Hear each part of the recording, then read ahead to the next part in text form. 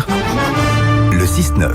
Il pourrait être le prochain maire de Paris. En tout cas, les militants socialistes de la capitale l'ont choisi pour être leur candidat aux élections municipales l'an prochain. Et il a la lourde tâche de maintenir la capitale à gauche. Paris, dirigé par les socialistes depuis 24 ans. Bonjour Emmanuel Grégoire. Bonjour. Ce fut l'une des images du week-end. Des Parisiens se sont baignés dans la Seine. Des bassins publics comme on n'en avait pas vu depuis un siècle dans le fleuve de la capitale. Vous avez piqué une tête, vous ? Non, je n'avais pas le temps ce week-end. On se baigne quand on est en vacances. Je ne suis pas encore en vacances. Je le ferai avec mes enfants, avec les amis.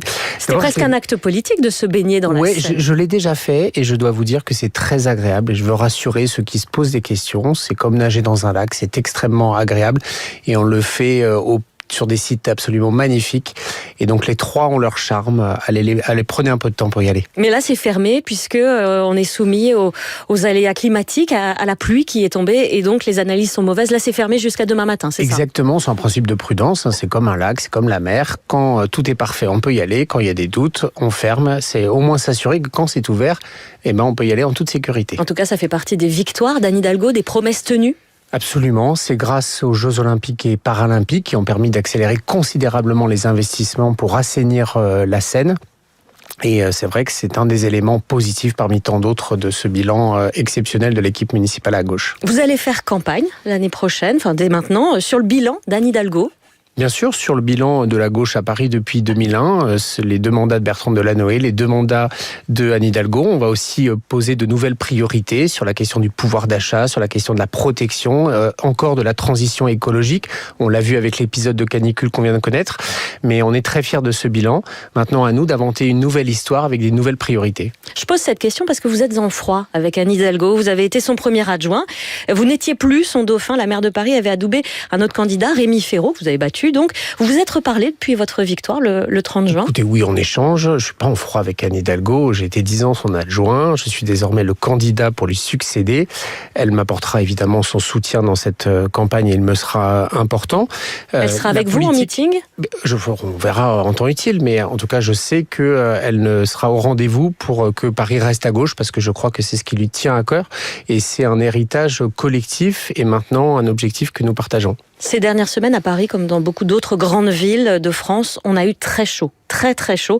Les températures vont remonter cette semaine. C'est quoi votre plan pour survivre à ces canicules de plus en plus précoces, intenses et récurrentes ? D'abord, que tout le monde en prenne bien conscience. Deuxièmement, de rappeler qu'une crise écologique, c'est aussi une crise sociale, parce que ce sont souvent ceux qui sont les plus fragiles, qui sont les plus durement touchés. Et donc, nous avons engagé des choses à travers le plan local d'urbanisme bioclimatique, comment on adapte la ville. Il y a la question évidemment de l'aménagement de l'espace public, du verdissement, de la place de la nature en ville. Et puis, il y a la question de la rénovation énergétique des bâtiments. On a déjà annoncé de grandes mesures pour faciliter, pour accompagner, pour aider les copropriétés à cela. Et puis, il y a aussi toutes les politiques sociales qui vont venir accompagner cela. C'est notamment une attention très particulière pour nos aînés qui sont les plus exposés à ces risques, également les familles, les jeunes enfants. On a tout un plan pour adapter la ville. Il faut s'y préparer et c'est montrer aussi que c'est un chemin de courage et de détermination. Il y a eu 2 épisodes caniculaires cette fin de printemps. On attend un été extrêmement chaud.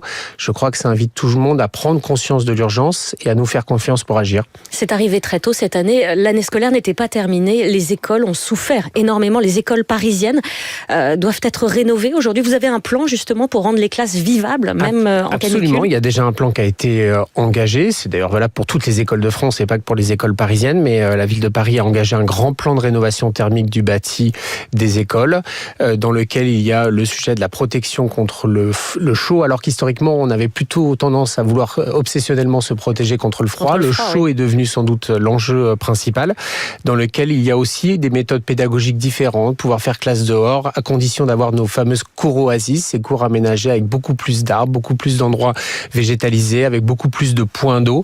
C'est vraiment un changement de paradigme. Il faut se préparer à affronter la chaleur. Et en sachant que c'est un enjeu majeur pour les grandes villes, parce que si on n'y arrive pas, eh bien, le risque, c'est celui de l'insalubrité, de la dégradation de la qualité de vie. Et donc, c'est une bataille culturelle, une bataille politique et une bataille sociale. La bataille de Paris, votre adversaire principal, c'est Rachida Dati, candidate de la droite, ministre de la Culture également. Pour la battre, vous allez faire front commun avec les autres forces de gauche. Vous êtes 3 candidats déclarés pour l'instant, le communiste Yann Brossa et l'écologiste David Béliard.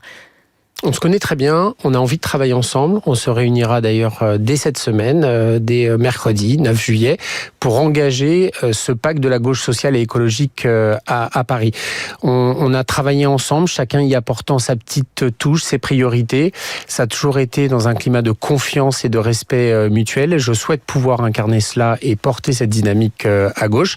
On y travaille dès mercredi. C'est un peu le problème puisque chacun des trois vous dites c'est moi qui dois porter le projet. Moi, j'ai un principe simple, le leadership, ça ne se décrète pas, ça s'installe, ça se construit. Ils me connaissent, on a beaucoup travaillé ensemble. Et le principe, quand on travaille collectivement, c'est de ne pas mettre ni d'oukases, ni de prérequis. Je veux avoir comme seule obsession de rassembler la gauche au premier tour en mars 2026. Ça doit se faire sur la base d'un programme clair, cohérent, et de façon transparente vis-à-vis des Parisiennes et des Parisiens. Nous engageons la dynamique cette semaine. On se donne rendez-vous à la fin de l'été. Mais je peux vous dire une chose, c'est que la gauche a hautement conscience de sa responsabilité.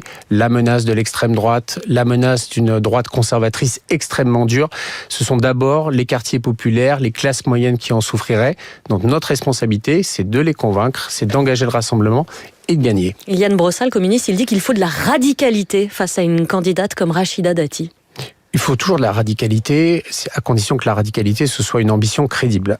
Et donc, je veux de la radicalité. Ce sera le cas sur la transition écologique, ce sera le cas sur les politiques sociales, ce sera le cas également sur l'accompagnement et le développement des services publics.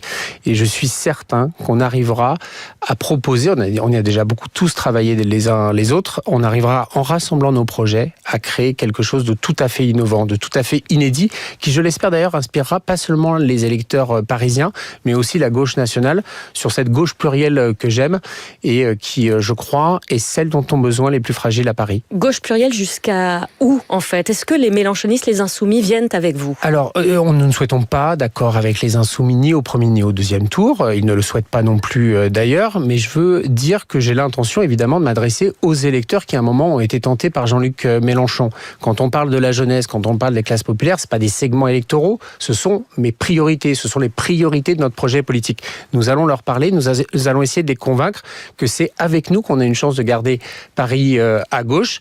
À nous d'être suffisamment radical, à nous d'être suffisamment ambitieux pour les convaincre. Emmanuel Grégoire, vous êtes aussi aujourd'hui député socialiste, membre de la commission des affaires culturelles. La semaine dernière, vous avez pris clairement position contre le projet de réforme de l'audiovisuel public qui nous concerne au premier chef ici à Radio France. La motion de rejet du texte déposé par la gauche a été adoptée. Est-ce que c'est une victoire pour vous ou un piège politique qui va finalement accélérer le parcours législatif de ce texte ? Alors non, c'est totalement faux de dire que ça accélère le parcours. On a lu les deux depuis. Pourquoi ? Oui, mais parce que Rachida Dati a l'habitude de raconter n'importe quoi et de feindre quelle est la cause des choses qui lui échappent. La réalité, c'est que le vote de cette motion de rejet préalable renvoie le texte et montre que l'Assemblée ne voulait pas de ce texte. Il est renvoyé au Sénat et il reviendra pour examen complet à l'Assemblée nationale. Et donc, d'une certaine manière, nous allons continuer à batailler contre ce texte. C'est un texte qui n'a pour objectif que d'affaiblir le service public de l'audiovisuel et surtout de le mettre sous contrôle politique. C'est une vendetta, j'ai l'habitude de dire ça. C'est pas un projet de réforme de l'audiovisuel public, c'est une vengeance de la ministre et ça me paraît tout à fait insupportable. Oui, il y a des enjeux de modernisation, de transformation du service public de l'audiovisuel, mais ils doivent pour cela disposer de moyens pour les accompagner et pas de perte de moyens, comme c'est le cas des derniers budgets qui ont été votés. Sur ce texte, vous êtes l'auteur de plus de 250 amendements sur les 935 déposés. Est-ce que c'est pas trop ? Est-ce que vous ne jouez pas contre votre camp à faire un peu de l'obstruction ? Non, j'assume totalement l'obstruction, notamment parce que tant que la ministre ne répond pas aux questions qui sont posées par la représentation nationale, que ce soit par moi ou par bien d'autres d'ailleurs, je ne suis pas le seul à mener ce combat, nous ne supportons pas cette stratégie d'évitement, cette stratégie de contournement du débat dans lequel nous posons des questions. Quel est le budget ? Quelle est la trajectoire ? Quels sont les grands objectifs de cette réforme ? Elle échappe toujours au débat en faisant soit un bon mot, soit parfois une attaque extrêmement violente. Un ministre, ça doit répondre de sa fonction et ça doit prendre des engagements clairs devant les Français. Merci Emmanuel Grégoire, député socialiste et candidat donc au municipal à Paris pour l'année prochaine. Merci beaucoup.